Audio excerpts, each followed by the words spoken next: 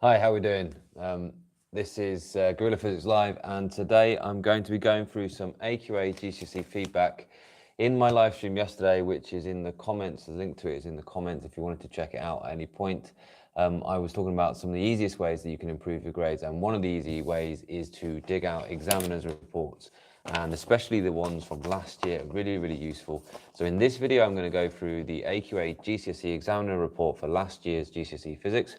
It was the first year of the 9 to 1, so if you're doing it this year, this will be the second year. So some things that we can learn about what people are doing well and are not doing well. You need to do better than the other people sitting your exam to get the highest grades. If you are an A-level student, then check out in the comments and go and watch one of the A-level videos that I've put there, because this is really mostly about the GCSE syllabus and what GCSE kids can improve and how easy it is for them to improve based on this kind of feedback. So if you're an A-level student, see you later. There's a video, all the required practicals for Edexcel, and they're very similar to all of the required practicals for any of the exam boards. That's a really useful video for you. So go ahead and check that out. If also there is the hardest questions video in A-level physics in the description. So if you're an A-level student, then you don't need to stick around. Go watch those ones in the description. If you're a GCSE one though, this will be really useful to you. But afterwards there is a description, there is a link to follow in the comments rather than the description, which is the hardest questions in GCSE and also how to structure longer written questions. And in fact, I suggest everybody after this video goes ahead and watches the how to structure longer written questions. It's one of the things that comes up in this that people aren't so good at, and it's also commonly one of the things that people struggle with in the A level as well. So those 4 videos are in the comments if you are done with this video afterwards, or if you are A-level and you're not going to stick around for the GCSE thing. I will, at the end, I'll look around if there's any chat, any questions, but I'm just going to kind of plow through just now. The examiner's feedback from last year's GCSE, last year's AQA GCSE Physics papers. So this should be really useful. Last night I was talking about the easiest ways to improve your grades, and this is one of them. So you can go ahead and dig this document out yourself, or you can, but you don't need to, because you can just listen to this, right? So I'm going to summarize and I'm going to explain to you some of the easiest things you can do right now to make sure you're doing better than other people next year. Let me know if this live stream is okay, if it's give me a thumbs up if this live stream is coming through nice and healthily for you. I can't really tell what the feed is like from this end, so do just let me know if it looks and sounds okay. Yesterday's live stream is in the comments as well. Right, without further ado, then I'm going to go on through it. The first point to make to you is that the math skills area is better for most people. About 60% of the marks were got on the math skills area, right? So people did math skills quite well. The extended response, that's the longer written answers, not quite as well, only about 50% of the marks on those. And the lowest performing, just below 50%, was the required practical activities. So learning the PAGs or learning the required practicals or the core practicals, whatever your exam board calls them, is something that people aren't doing as well. So one thing that I would like to say that could be really useful for you is to get Primrose Kitten's required practicals books. They are in a link in the description in my Amazon store. So if you go through there, you get to give me a tiny little bit of money as well when you use those links in there. So the maths was done quite well, and you need to really focus on your required practicals and your longer written responses then. That's something that we can all learn from the examiner report straight away. Just to tell you, you needed about 50% on the higher tier to get an old money A, get a 7 or above. 50% of the marks is all you needed to get a 7 or above. So if that's one of your targets, then you just need to think about not getting every single thing right in the paper, but you need to get halfway through all the problems. So you need to come out feeling like you've done half right to get 7 or above. Get 70% and you'll get a grade 9, or you did last year. If you were doing last year's, you got 70%, you got a grade 9. If you're on the foundation tier, you need to get 60% for a 5, or about 50% for a 4. Hi, XMA, XO, 15. I will look through chat later on, so do ask things. Now, if you are on the boundary between a 3 and a 4, you need to be sitting the foundation tier. So think about your mock exams and think very carefully about that. If you are entered for higher and you get a 3, well, you won't get a mark this year. So last year they gave a compensatory 3, but they won't do that again. Ofqual said that won't happen. They have told schools very carefully to enter people for the foundation tier if they are not likely to get a grade 4 or above. So think about that. If you're on that 4 or 5 boundary and you're wondering, should I be on higher or foundation, I suggest you think about, how do you feel when you're answering the questions? Do you feel confident that you understand what's going on the questions, what they're actually asking you to do? If you don't feel confident in what they're asking you to do, you should probably be on the higher, because they tend to be written in more straightforward language and you're more likely to get those marks. Okay, so that's just a little bit about grade boundaries. They've mentioned that quite clearly in this examiner's report. It's important you're on the right tier. Don't be shy about being on the foundation. If you are going to get a 4 or a 5 and you feel like the writing is something that you struggle with, then be on the foundation and just go for it.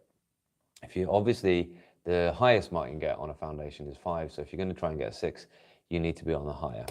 Okay, so this is the points they've made really that a lot of people are getting wrong. The first one is really an example of RTFQ. Read the question, okay? RTFQ is something that Lewis Matheson introduced me to, who's Physics Online. He's doing loads of live feeds and things as well, and loads of Physics Online videos, so definitely check him out if you haven't already. They're going to say that familiar contexts are done pretty well. So when it's a context that's mentioned directly in the specification or in the textbooks, then people get it straight away, and it's just like recall. Okay, so memory works quite good actually for people in this these latest GCSEs. But in unfamiliar situations, people struggle. So you've got to get used to applying your knowledge to unfamiliar contexts. Try and think to yourself, well, all right, I don't know anything about this context, this kind of, they're asking me about energy in Venezuela or something like that. What can you apply that you do know that's going to help you solve those problems? Think to yourself, what part of the syllabus is this actually asking me about? Don't get lost in the context, this funny situation that they've given you in, but try and think, what do I know? Now, this is really important. Don't use the word it or they without clearly indicating what you're talking about. So it increases will often not be quite good enough for a mark. The voltage or the potential difference increases might well be what you're looking for. So make sure you're using this exacting language, this sort of perfect language. And I've been talking about this quite a lot. The difference between keywords, hi dear, the describe and explain. Okay, so describe means what is it like? And explain means why is it like it is? And there's a very clear difference. And a lot of times they give you in the same question, they say, describe and explain this thing. So the first mark will be for what is it? And the second mark will be for why is it like that? Okay, so really be really careful about those keywords. AQA publish the keywords, the command words that they use, so make sure you know what they're telling you to do. I will look into the chat just at the end, but I'm going to try and power through these points that I'm making, which are the AQA examiner's report. If you're an A-level student, then check out in the comments, I've left some links of some videos that you should be looking at instead. So a lot of students just start by repeating the question that they've been asked. You don't need to do that, okay? Think before you write. Read the question, digest it, make sure you know exactly what they're asking you to do. Think for a moment, then write stuff down. I see a lot of kids who start with well, let me tell you about and then they repeat the question, and then they start writing their answer, and they've already run out of room. Okay, so if you do run out of room, that's fine. You can carry on the extra paper at the back, or ask for extra paper if you need to, but make sure you also cross out the bits you don't want marked. Okay, you need to understand something called the list principle, that when we mark, if we see a right answer and a wrong answer, we can't choose, oh, well, I got the right answer.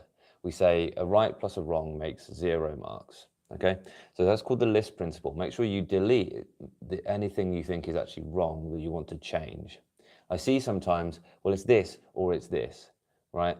Choose one at the end. Fine to put it down and do your thinking on the paper, that's absolutely fine. But make sure you choose the one that you actually want to mark, right? Okay, so just cross out one line through it. That's absolutely fine. If you cross something out and you don't replace it, we'll still mark that. So you don't need to scribble it out. Okay, that's for the first bit there. So another book plug, because they've said that students are quite good at substituting into equations when they're given the equation. And I notice this all the time. it's quite good if they say clearly what the data is, clearly here's the equation you need to use. Kids are quite good at putting the numbers in. They are not good at converting units. So here's my book, Equations, Memorise Equations for GCSE Physics. I recommend it. It's in the links in the description as well. I don't get an awful lot of money from it, but in the back, or actually in the quite near the front of this book, is all of the prefixes, all of the units, okay? And I've put them in there so that you know all of the unit prefixes. You could, of course, just screenshot that. You're very, very welcome to, if there's good focus. And make sure you know all of the multipliers, and then just get used to using the little times 10 to the button on your calculator. Also, it's saying that people are not very good at they're finding it hardest when they have to actually take the information from within some text, which select the right data. So in this book as well, I've given you a kind of list of how to approach calculation questions. So moving on, remember this, that marks are not taken away. You never lose marks, okay, unless you contradict yourself, as we talked in the last one. So don't be afraid to give it a go. You should always attempt things. And things like calculating percentages or calculating means or spotting anomalies are not done very well. And that's stuff that you know in maths, okay, so you can definitely do this. The next thing, those percentages, percentage change and things like that weren't very good. So even just efficiency wasn't very good in the last year's ones. So you could practice that and you'll probably do better than people for this year. So students should read carefully the questions and remember that for simple 1-mark answers, they're not going to look for complicated calculations. And there's something they've pointed out. Some students are overcomplicating things for themselves. Overcomplicating. Think simply, keep it simple is a very important principle. If it's a 1-mark question, it's probably quite a simple answer. Moving on. Now, these equations, so students were quite good at recall. They're quite good at remembering things, but you need to know this. You cannot write down an equation as an equation triangle. You won't get the marks for that. So if you memorize them as equation triangles, make sure you write them down either as the full word equation or using the correct symbols that we all use in physics. Don't just make up your own symbols, okay? So I see a lot of people memorizing like charge as being C and current as being A or C again. And it's really important that we do not use C for charge. We use Q for charge. C is the unit of charge. So if you want to memorize things in a simple way, use the algebra that we all use in physics that they state in the specification. Again, little plug, memorize equations for GCSE Physics is really, really good because, yep, they're all there in algebra and in words with the units, with some practice at selecting, inputting, with some practice at converting units, with some practice at rearranging and converting units as well. So it's a really good book. It's only $3.50, so I think it's a good buy and it fits in your pocket. Now another one is sense check, right? So actually think to yourself, is that a sensible speed? They've given an example of calculating a number of power stations that the UK might need, and a lot of students have got 6 times 10 to the 13. That's 6 and then 13 zero power stations. So that doesn't make sense. We do not need 6 times 10 to the 13. I don't even know what it would be like. 60 trillion power stations. No, we don't need that many. That doesn't make sense. So think about it. Check your working out. Where might you have gone wrong? And also remember that sometimes we see students contradict themselves. So they've given themselves, you know, like they've worked something out and then they've seen that number's bigger than that, and then they've started talking about the number decreasing. Okay, so check that you're not contradicting yourself. And there's a principle we always talk about, adding value. So if, for example, you're given some data, then the mark will not be for saying this is this and this is this. This number is this and this number is this. The mark might be for saying this number is bigger than this, so therefore this, okay? Then you're adding value because you're actually making a comparison, okay? So make sure you add value. So that's quite an important thing. So don't just, the mark will not be for restating exactly the same words as it is in the question. It'll be for saying that's an advantage, or that thing that you've told me about is a good thing. That adds value to that. So you've picked out and you've used something. So make sure that you do that. Also, practicals and things like, so if it says, how do you get more accurate data, then an answer of improves inaccuracy is not going to get you the mark.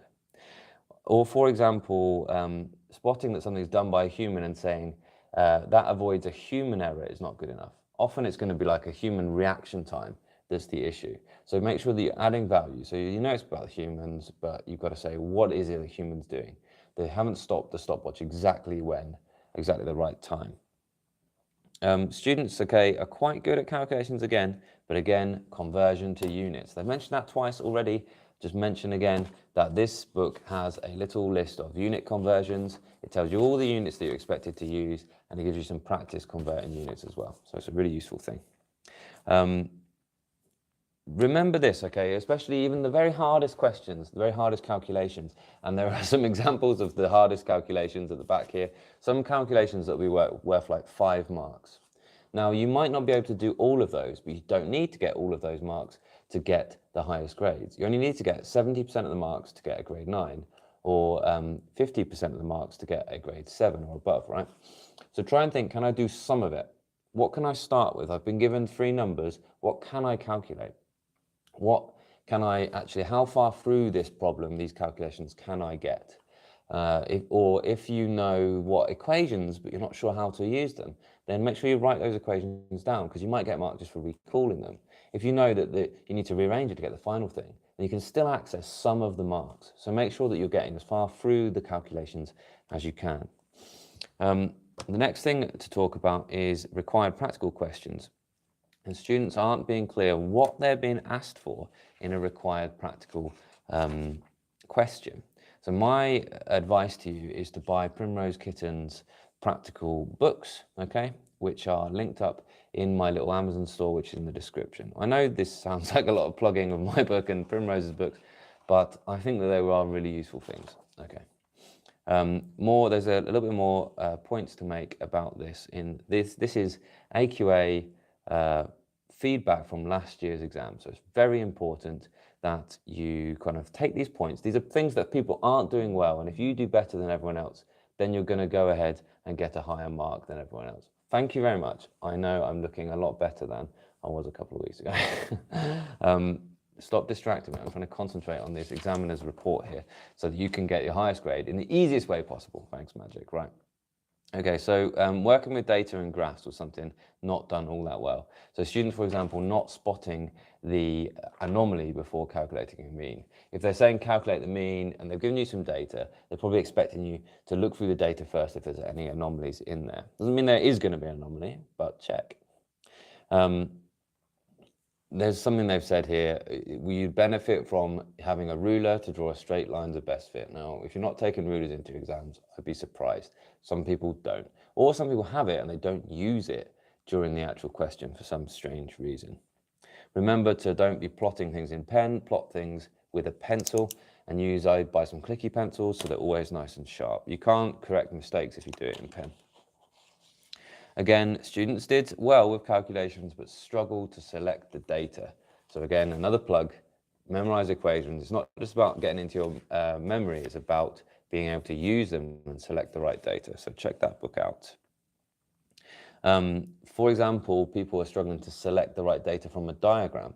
I'd always say, even if you can't work out exactly the right data, make sure you do put some numbers in and give yourself the best chance to actually get those marks. Show the examiner how much you can do, even if you're not 100% sure that you're on the right lines.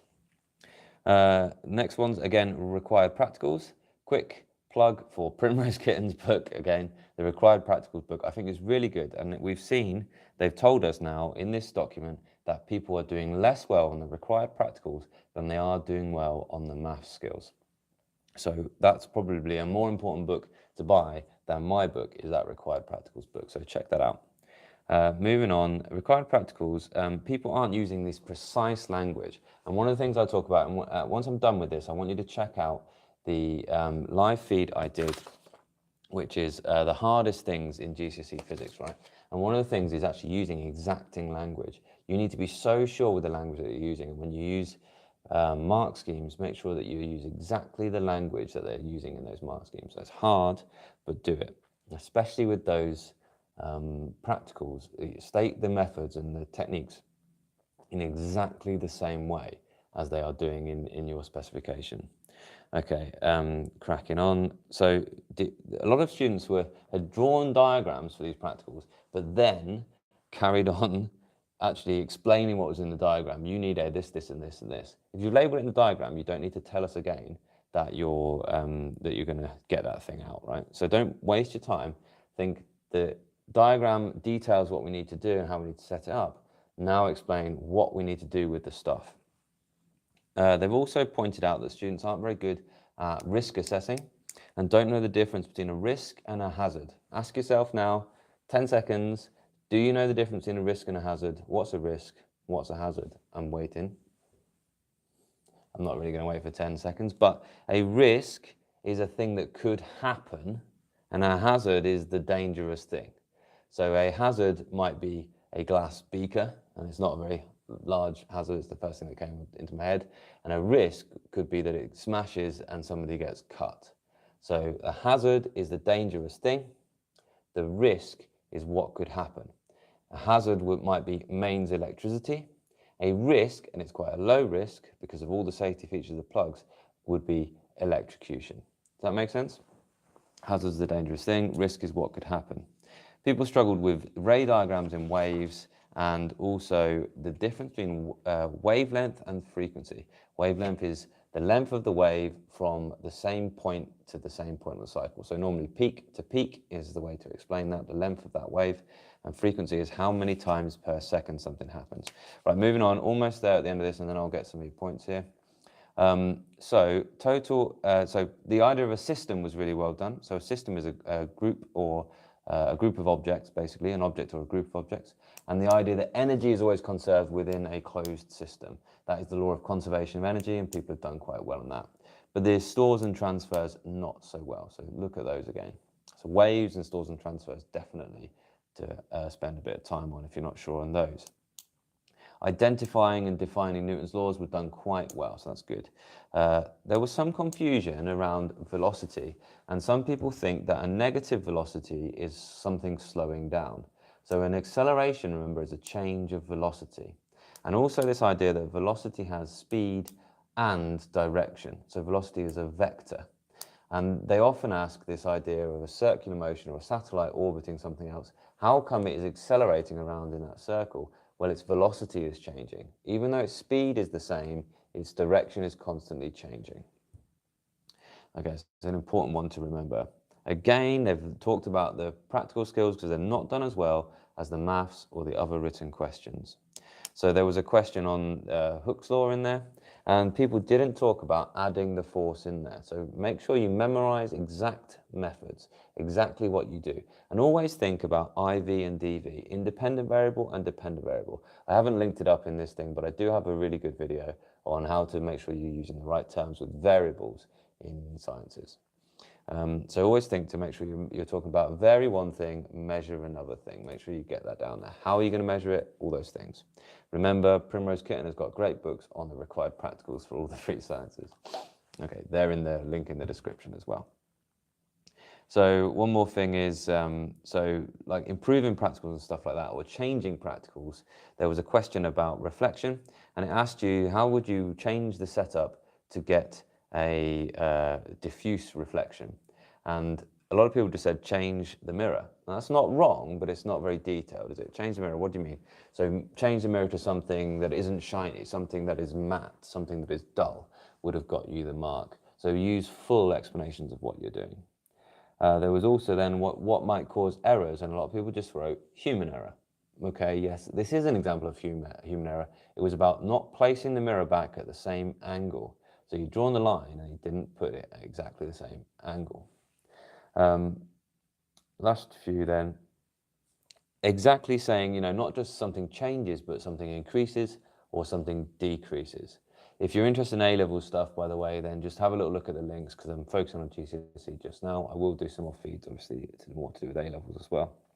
And last one, calculations again, and equation recall. Make sure you're memorizing your equations for GCSE Physics, and make sure that if you're going to quote them, that you quote them using the algebra given or the full words rather than your own invented bits of algebra.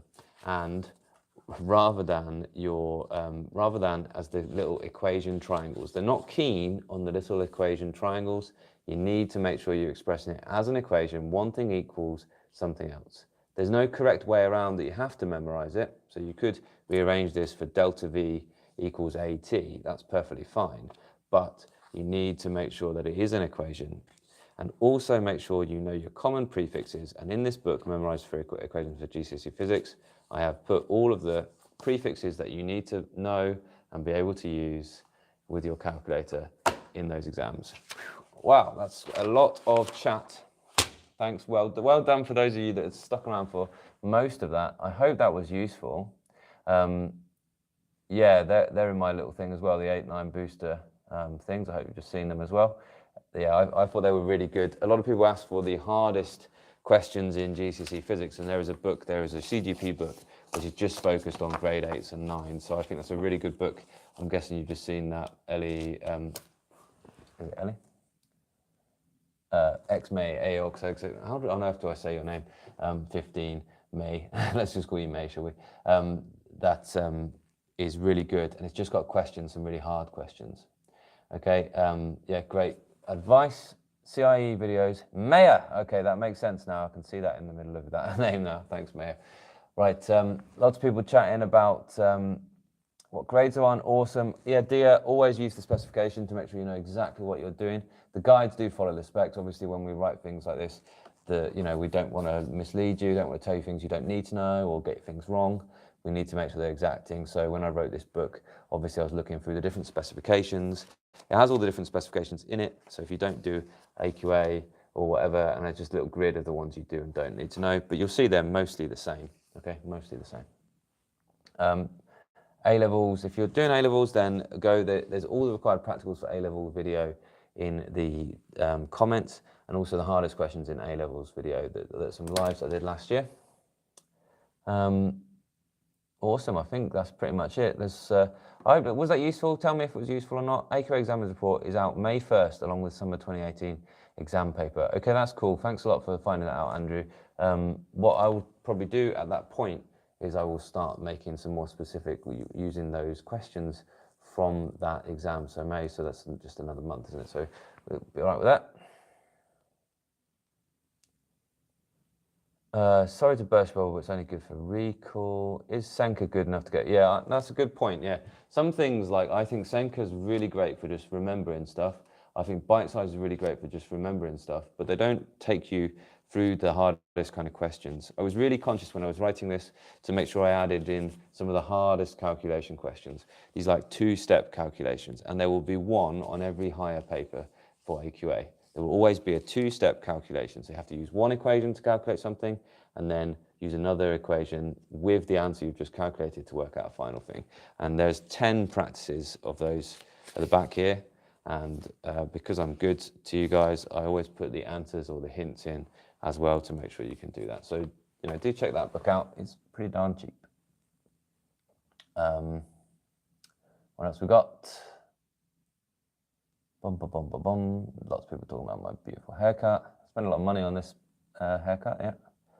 Best ways to revise required practicals of Ulster. I've probably said that a few times now. I think Primrose Kitten's book's really good. The best way really is to do them. I think just memorizing methods. I've done a video on how to memorize the stuff for the required practicals. I think equipment, procedure, improvements, and maths. So I always remember EPIM, which makes no sense. EPIM. Make sure you know all the equipment you need, like as a diagram, what procedure you do, what you measure with what, how to be accurate with it, things like that, the kind of process you go through, the improvements, some evaluative points to do with them, and the maths. So what graph would you plot? How would you calculate your final result, that type of thing. And just sort of make yourself a little list of them, really. My friend needs advice on improving maths score higher at Edexcel. You just got to get on with maths, okay? Really, all maths is all about just practice. It becomes a kind of, what's the word I'm looking for? It becomes a kind of mechanical process. The more you do of that, the better. Yeah, learn the IV, the DV, and the CVs. Yep, absolutely, I agree with that, Maya, for the required practicals. And if you do that, then all the rest comes from that, isn't it? So the required practicals, you change this, keep these things the same, you measure that. from that, okay, how would you improve measuring that? What do you measure this with? How do you keep them the same? How do you measure that? How do you improve that? What techniques do you use? All that stuff comes from that as well. So I think if you learn the IB, CV, and DV, then you're in a good start to that. What do you need to put in the answer? Some of the questions are for required practicals are just kind of what's a method? Describe a method that a student could use.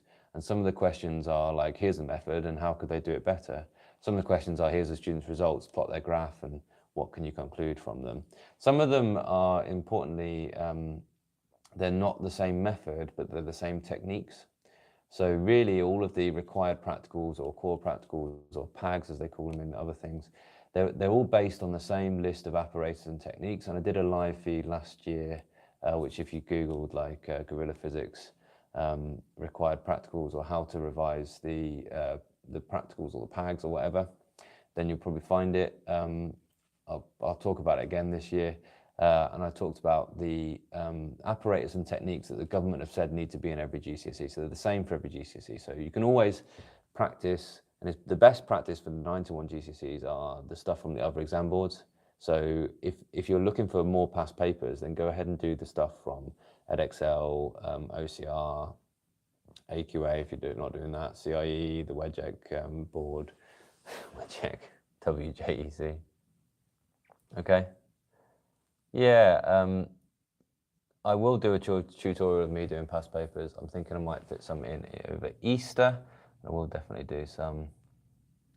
Just got 39 out of 100 on my physics paper too. What can I do to get a grade 9 in the summer? Look, it is hard, isn't it, physics? I think you just need to really focus in on improving the kind of skills that are going to be in every single paper, the things I was talking about yesterday. Making sure that you can do the maths questions, making sure that you can write conclusions based on the evidence that you're given, all those kind of skills that are definitely going to come up. Maybe spend the time getting your recall right, but make sure that you know what the question is really asking you. I mean, a lot of this stuff was like, the kids don't really know what the question was asking them, and the kids aren't really knowing what they should be writing in these responses. I know that sounds a bit silly, but like, what is the question asking you to do? What's the difference between the different command words? And the more you kind of practice questions, the more you get used to it. The more you see answers, the more you see mark schemes, the more you get used to what they're actually expecting you to do. A big old Chinook just flying over. I don't know if you heard that on the microphone. Revision guides are worth it. I'm not a massive fan of CGP because I think they're a bit babyish, but they're the kind of easiest and the cheapest ones out there. You could get Primrose's revision guides are very, very good. One of these days I'll have the time to put together my own revision guides, and I'll recommend that. If not, maybe one of the textbooks is better than the revision guide. You've still got time to sit and plow through some textbooks, so that might be a good thing to do.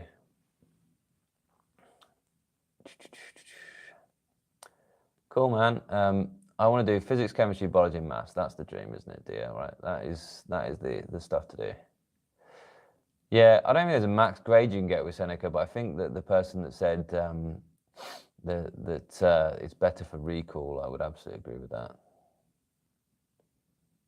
Yeah, I'm planning on doing live feed before each exam each day. It is a bit tricky though, because the topics that are on each paper are slightly different for different exam boards. Out of interest, like how many of you are all doing AQA? Just post your exam board. I bet the majority of you doing AQA, aren't you? And all my kids do OCR, and it's just the same topics but different order. And whilst you're doing that, can you all hit the like button, please? Would be absolutely amazing. Once you finish with this video, go ahead and check out those other live feeds and those other links that I've left in the comments. Leave a comment if there's things that you desperately want me to do in the future. Any ideas at all? Definitely check out the Amazon link. This costs £3.50, and the idea of it is just like a few minutes here and there, like as can be with you all the time. You can use it like flashcards, just flick them through, check you remember. And the idea is that these questions are so straightforward that you could do them in your head, so you don't need a calculator to do them. But they force you to think about the equation, put the numbers in your head, or think about the equation, rearrange it, or think about the equation, convert the numbers and rearrange it and put the numbers in. So the idea is that using them is going to make you more likely to memorize them and know how to use them in the exam. Because as they said, people are quite good at memorizing them. You need to do that. You need to do that. But people aren't necessarily so good at rearranging them or picking the right thing. So we've got AQA here. Do a face reveal. What's a face reveal? Hey, I revised with Seneca my note and got a 7, but it's only good for other subjects talking about Seneca. AQA, AQA. Yeah, all AQA, probably, because this one has said AQA on the front of it, didn't it? Cool, man. Right, I'm going to go, I think. Thanks a lot for spending the time with me today, okay? I hope that was helpful. Please tell other people. A totally fake guy. Lols. Thanks a lot for spending the time with me. I hope it was useful. Please tell your friends that if you're finding these things useful, I don't know, share the link in a WhatsApp group or something, ping it to all your mates. Enjoyed this. This was really useful. Told me all the things that I needed to know. And I will see you soon. I won't be live streaming tomorrow or probably later on this week, but hopefully a bit over Easter. I'll either have some videos that I'll put out that'll be better and edited, or I will be doing some live streams. And I think a lot of you would